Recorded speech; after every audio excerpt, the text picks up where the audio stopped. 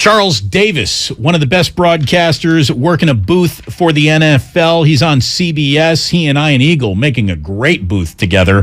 Thank you very much for joining us here. Damon, Bruce, Ray, Ratto. Charles, happy almost football season. Thank goodness it's almost back. Happy almost football season to you guys as well. Good to chat with you again. And yes, I think we all are in the exact same boat. We can't wait to get it started. I bet. We'll talk about where your week one assignment is bringing you. Very interesting game right off the bat. But you might have heard Jimmy Garoppolo is still a Niner. It made a ripple or two here in the local media, and I guess the nation has picked up on it. Yeah. It's really something else, though, Charles. I think that it's a move that a lot of people are clutching their pearls and looking at, well, what could go wrong? How can a quarterback room exist like that? To me, if you look at it from a simpler standpoint, that the point of breaking training camp is with your 53 best players, I think the Niners did that. Yeah, and I think that the way you just phrased it is exactly right. If you look at it strictly from football standpoint, who are your best 53, a roster that's built to contend, do you really want to not have someone in the number 2 slot that you think you can win you games if your number 1 guy isn't there? That makes perfect sense. It's just how we got here it makes it a little bit of the bizarro world. Look, correct me if I'm wrong, he wasn't even with the team. He's doing all of his workouts separately, right? You're correct. Meetings. He wasn't in the room. He wasn't around. He wasn't going to be there. He wasn't supposed to be a distraction, quote unquote. And now all of a sudden it's like, oh, by the way, Trey, Jimmy, Trey. Everybody pull up a chair. Let's watch some film. It's just how we got there, I think, is what's got everybody a little bit off balance. But I really like what you said in the beginning. If you're a team that expects to win, we're all looking for that backup quarterback that can Nick Foles it for you, right? Win you a Super Bowl in case your starter goes down. Jimmy Garoppolo's gotten to a Super Bowl and gotten to an NFC Championship game. That's good about any backup quarterback in the league. The one big question that the 49ers have, though, is the one thing that keeps quarterbacks upright, which is the offensive line. Yeah. They have a great left tackle. They have a serviceable right tackle if he can stay healthy. But the 2 guards in the center position are very iffy. If they can't fix that, does it really matter who the quarterback is? That's really... I'll put it to you this way. You mentioned I have a very interesting week 1 game. It's Pittsburgh at Cincinnati. Pittsburgh's gone through their first quarterback battle since Ben Roethlisberger hit the league, right? To your point, their offensive line has been really shaky in the preseason. So does it matter who plays quarterback? if no matter who's out there, they can't be protected or you can't run the ball? It's a very legitimate question. I think that the way that San Francisco runs offense, schemes things, minimizes some people, they'll win a few of those battles. But those guys in the interior, they'll have to become better players as the season goes on if they expect to play deep into January as they did last year. Charles Davis with us here on a Friday before we get to a football week. It all starts with the Thursday night football game. And like you said, you got Pittsburgh and Cincinnati. I'll tell you, I think that the quarterback does matter no matter who your offensive line is. That experiment just got run by the Bengals, did it not? I mean, they had a less than stellar offensive line, and Joe Burrow put them in the Super Bowl, for goodness sake. So when you have an incredible talent there, it takes you a very, very long way. Are you ready to do this game without Mike Tomlin really naming a starter? Has he even bothered naming a starter yet? No. Remember, he told us, I think it was after the preseason game or, the very next press conference at practice. Coach, if you picked your starter, the preseason's over. You're not getting it today. You know what I think he does? I think he runs with Trubisky as long as Trubisky's looking decent, and then the minute it's over, it's Kenny Pickett time.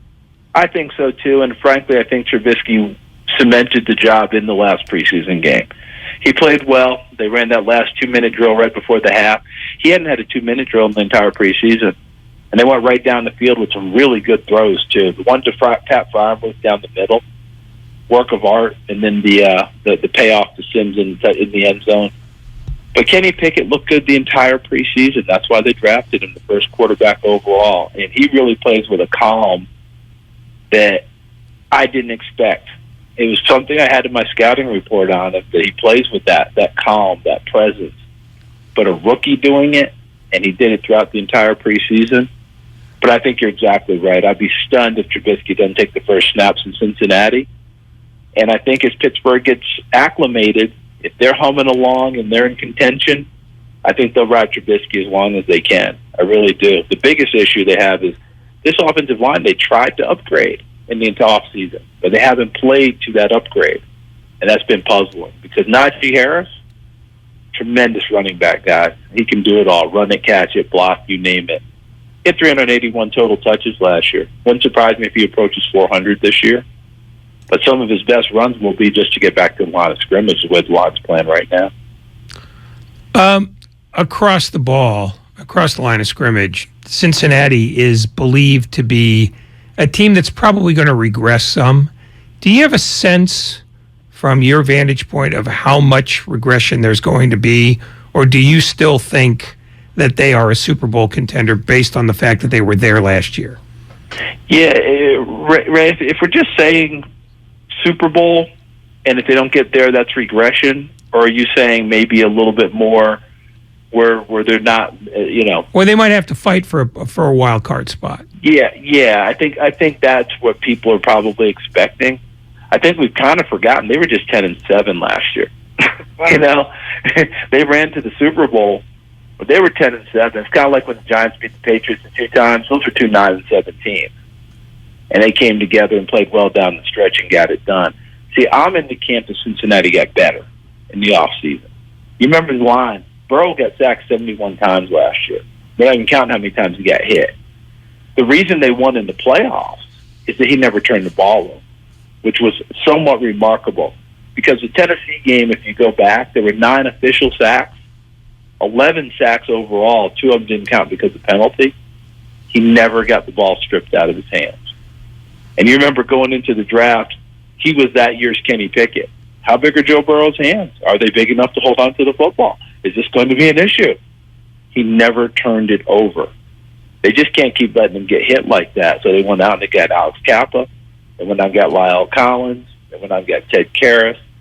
They think they're upgraded in the offensive line. The Jamar Chase pick paid off instead of taking the tackle because Jonah Williams held up at left tackle.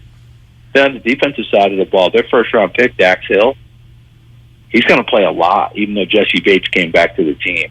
I'm of the opinion that they've upgraded, but I think that what you're saying, Ray, and I don't want to put words in your mouth. It's different when you're the hunted now, isn't it? Right? It's different when you're the AFC champs. And I had one organization tell me, a team that's perennially in the playoffs, perennially a contender for the Super Bowl, hey, we respect them.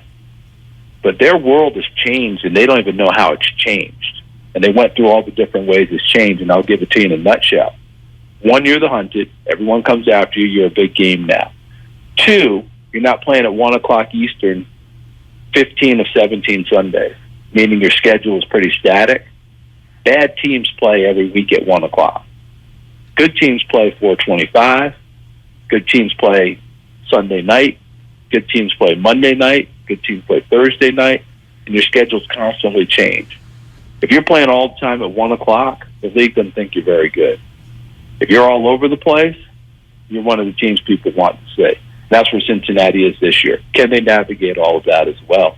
That's the question teams are asking themselves as they face Cincinnati this year. Charles Davis joining us here. So do you and your broadcasting partner look at how many 1 o'clock games you get assigned? well, we are a 1 o'clock team. Okay, we are. That's where we are, and we're very happy and comfortable. Now, we will get some West Coast 4 o'clock games, but Jim and Tony, they're our number 1 team. They're the 4:25 doubleheader weekend team. So as a general rule, we're going to be in the 1 o'clock slot. But when we're in the 1 o'clock slot, it's a doubleheader. That means we got the best game at 1 o'clock. No doubt. How about the broadcaster carousel being as interesting as quarterbacking carousels are these days? It's nuts. You know what the 3 of us needed to be this off season? The guys who were on the carousel agents. Oh, totally. So that's where the money was. Oh, if you can take 10 8 to 10% off of just Aikman and Buck alone, you're buying a mansion somewhere these days. We got we do that. The three of us go away and do our own podcast. And those days we don't feel like doing the podcast, we just don't do it. We don't care. We're done. Charles Davis here on 95.7 The Game. So every single year for the last 32 years, since 1990, at least 4 teams that made the playoffs don't get back the following year. We talk about, all the moving parts and pieces. In your mind's eye, do you think you might know who a couple of those 4 teams could be? I always struggle with it because I'm always convinced that the teams that got there the year before, but as I mentioned about Cincinnati getting better, if I saw them make moves to get better, I think they're getting back. So I'm always a bit surprised when it happens. But in the last 3 years, you mentioned 4 being the number. I think in the last 3 years, the number is closer to 7. It's been really, really wild. So I look at Arizona, and they should be good again. But their offseason wasn't exactly fun, was it? No. It was the Kyler Murray show, one way or the other. It was the do your homework Kyler show. Get a new contract, put a study clause in the contract. I mean, we're just all watching that to see what happens. Does that have an effect on them during the year? They were a playoff team. The Raiders got in at the last minute last year and could have carried the Chargers with them if they had a tie, but they didn't. Now they've changed to Josh McDaniels. Does that make them better? Or did the Chargers really get better in the offseason? Maybe they claim the playoff spot. I mean, the AFC West, by the way, it's real simple to say. Maybe you guys think I'm wrong, but 4 of the top 15 quarterbacks in the NFL reside in the AFC West. And I will tell you the 4th quarterback, who would, when I say in the top 15, is really closer to top 10. That's how good the AFC West is going to be this year. Is there a way to sort out who and what Tampa Bay is this year? And I'm not just talking about Tom Brady taking a 2-week break from training camp. It's the way their offensive line has been savaged during the offseason with injuries. It's sort of the fact that they won 2 years ago largely because of their defense, and last year they were 13-4 mostly because of their defense. Is that defense still good enough to hide what seems to be a growing number of warts on the other side of the ball? That defense will still be good enough if Akeem Hicks plugs the run the way that Ndamukong Suh did next to Vita Vea. Because you couldn't make any headway inside running the football. So everything had to go to the perimeter, which is where their strength is. Pass rush with Shaq Barrett. Now, he has to have a tag team partner on the other side now. Okay, because we know they lost. JPP is no longer there. So who's the tag team partner going to be? Is it going to be Peyton Hall Logan Hall out of Houston, the rookie? Are they going to develop someone else as that pass rusher? Will Devin White get back to being the linebacker we saw 2 years ago? His pass rush wasn't the same, but they had him doing other things. Can the secondary stay intact? That was the issue last year. Even though the defense was still really good, the biggest play of the year, they had a bust in the secondary. And that was when Cooper Kupp caught it, and then the Rams kicked the field goal and beat them. All those questions come together. I think they're as good as anyone on defense. And that allowed time for Godwin to get back on offense, Evans' hamstrings to be okay, and Tom Brady to kind of settle back in because his offseason has been more tumultuous than they'll let us know. Charles Davis here. Joining us on Damon and Ratto. When it comes to football, we're addicted to it. We can't get enough of it. We love the teams. We love the stars. We love the guys who become stars. When it comes to just watching, who's your favorite watch in the league? This can either be a player, a team. Who's your favorite watch, Charles? Oh, boy. Whew.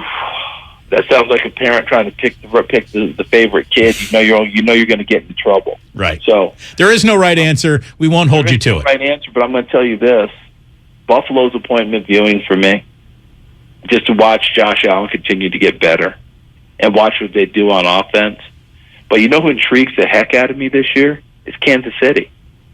Because this offseason, with the changes they've made, and then the changes where Andy Reid said we're not going to do the full mini camp OTA, I'm putting it in Patrick's hands. for a younger quarterback who's less than 30 to be told, you're now responsible for bringing these young receivers along, that's Tom Brady territory, that's Aaron Rodgers territory, where we don't have to draft receivers really high. We expect you to make everyone better. That's a big, big statement right there. And so I'm really intrigued to watch Kansas City because I think everyone thinks they're really vulnerable this year, and understandably so. But I think that Patrick Mahomes is really going to seize this opportunity, and I think Kansas City is going to be fun to watch again this year. All right, let me ask the reverse question. And without specifying, how many teams in the league are going to be hard for you to watch? I won't name them, but in my head, I can already envision 5 or 6 that are just tough. It's just a tough slog, you know. I mean, and you're hoping that you get their better day when you have them, but you're also, you know, preseason time. We're all excited. We're all this. We're all that, and then we're 5 weeks in. We go, oh, yeah, that's right. we're used to seeing that, you know. So we'll see. I really think, obviously, Detroit has become the darling because of Hard Knocks. They've been fun. They've got to find a way to come out of the gate somehow 2-2 and keep that momentum going. Because otherwise, you're right back at 1-3, 0-4. If you're there again, Hard Knocks dissipates really, really fast. Watch your kneecaps around Dan Campbell, please. We'd hate to see. The beauty is we had them that last preseason game against Pittsburgh. And I know that was my first real exposure to much time around him. I'm going to use the word that maybe is overused. I really think he is authentic. I really think what we're getting is him. And I really think his staff buys in. I think the team is buying in. But you guys know, people bought in the coaches plenty of times before. If it doesn't translate into W's, then we all get involved, right? And then that somehow does not help a team continue to get better. You can't blame it on us, but after a while, we're like, okay, it certainly sounds good, but you're still 1-3. Give me something else. So I really think for them, coming out strong is big. But guess who they open with? They open with Philadelphia, who I think is ascending. I do too, by the way. But at least we'll have this. Doesn't matter if you have one ass cheek and 3 toes. I will beat your ass. Again, that is authentic right there. No one. You can't pretend to say anything like that. I must laugh because he makes it sound like having one ass cheek and 3 toes makes you better. These are normal things. Exactly. I mean, he made it sound like that's superhuman. Like I don't care if you have one ass cheek and 3 toes, I'm going to beat you. What? I would hope so. Yeah. It suggests to me that he will only beat up cripples. When I heard that the first time, I was cracking up because I was like, wow, everybody's going, ooh. And I went, hold a sec, did you hear what he said?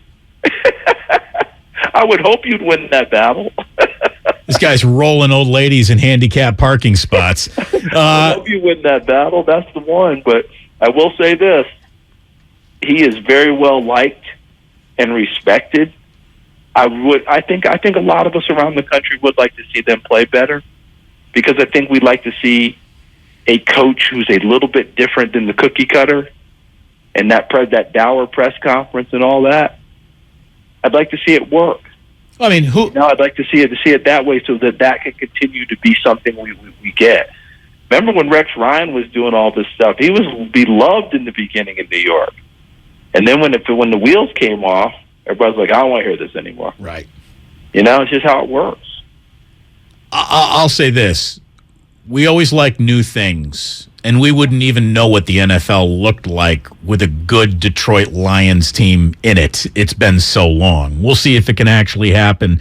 My last question for you, Charles, as you and Iron Eagle bounce around the league and you talk to all of these coaches and coordinators, and they're sharing game plans, philosophies with you, how often does Kyle Shanahan's name come up? And I'm not talking about prepping for a Niner game either, but we constantly hear how he is so regarded among the coaching brethren that, he has studied his offensive running game specifically, and his schemes around his zone run are studied by all the coaches in the league. Do you grasp like the universal respect for Kyle Shanahan, or does that get oversold for us here in the Bay Area?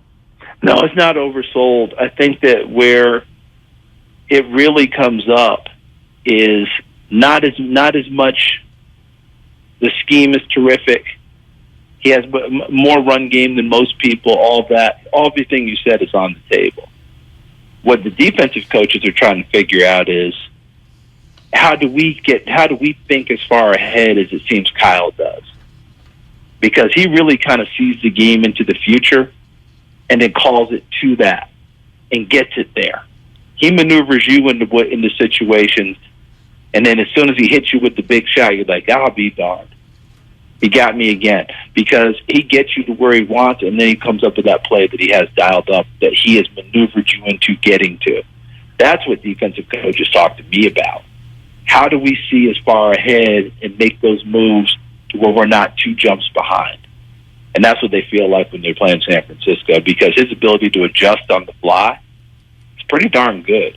I know the criticism has always been, that the Atlanta game when he was the offensive coordinator, Atlanta and New England, they didn't adjust, or they continued to be stubborn in what they were doing, blowing the 10-point lead against Kansas City. But you go week in, week out and deal with him, most people would rather not.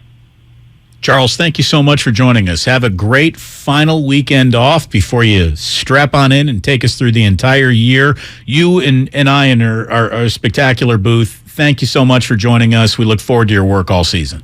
Hey, thanks for having me. I appreciate it. Last quick question for you. Did Kyle win his battle with the league for his lid? Because I certainly hope he did.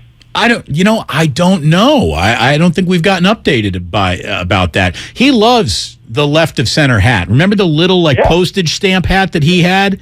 Yeah. A couple of seasons ago, he's wearing that big. The hat was all black except for a tiny little postage stamp sized San Francisco logo. And even though everyone was like, I don't know about that hat, it turned out to be one of the best-selling hats of the entire year. So whatever Kyle's feeling from a drip standpoint, you should probably just go with it. It sells. Kids like it. Let Kyle be Kyle, I think, is cool. And sometimes we in the league, just a bit too much, we got to do it a certain way. Let him wear the hat, please. I love it. I mean, I wanted Bruce Arians to be able to wear the Kangol every. Of course. That was a crying shame. Let them be them. Do you remember when Mike Nolan wanted to rock the suit and Reebok was like, well, we're the official outfitter, so we'll make you a suit, Mike Nolan? But, I remember what the net effect was. Jack Del Rio joined Mike on it, and they ended up working out a deal where they could wear a suit 3 times a year. That became the compromise. But Mike was able to do it because he ended up having a tag team partner in Jack. And they forced the league's hand a little bit. And I liked it. I loved the fact that he wanted to wear that to honor his father. And it reminded me and harkened me back to those days of old when those coaches wore the suits on the sidelines. And, of course, they also wore those Ripple coaching shoes with them. Yeah. I tell you, if I were a baseball manager, I'd be rocking the Connie Mack hat. The Connie Mack and the George Stallings of the Braves wore the same thing. They wore the suits as opposed to the baseball uniform. And a lot of those baseball managers, they probably shouldn't be wearing the uniform. No. There's no other sport. Not good luck. There's no other sport where the guy who's coaching the team wears the uniform. What are we doing? Can you imagine, if Kyle Shanahan were standing on the sideline wearing a Niner uniform and shoulder pads? Had to pad up. Well, we do go back to those great pictures of the coaching staffs of old. You remember how they would coach in practice, where they'd wear the football pants with no pads in them? Yes. That's what they were wearing. You remember that? That used to be the look, and the high-top cleats. So I wonder if that was really a look, or they were just trying to avoid doing laundry. There's certain times fashion does advance us, and that's a good thing. But I do like it. If a coach wants to wear a coat and tie, let him wear a coat and tie. If he wants to wear a Kangol, let him wear a Kangol. It's okay with me. I'm more intrigued with Andy Reid wearing a uniform. That'd be pretty good. Listen, if Andy had his way, it'd be a Hawaiian shirt in Kansas City colors every week. No doubt. Flip-flops. Yeah. And flip-flops. Like and by the way, do we really think he'll call a lesser game? I don't think so. No. He might even be looser, and it'd be even scarier, to be honest with you. In December, I think it might impact him a bit. Yeah. But I don't think Andy puts on shorts until we get under 20. I'll put on long pants till we get under 20 in practice. I think it has to get there.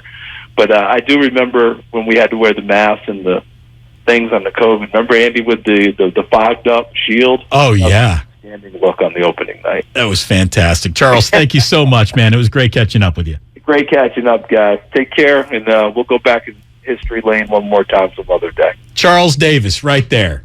Fantastic.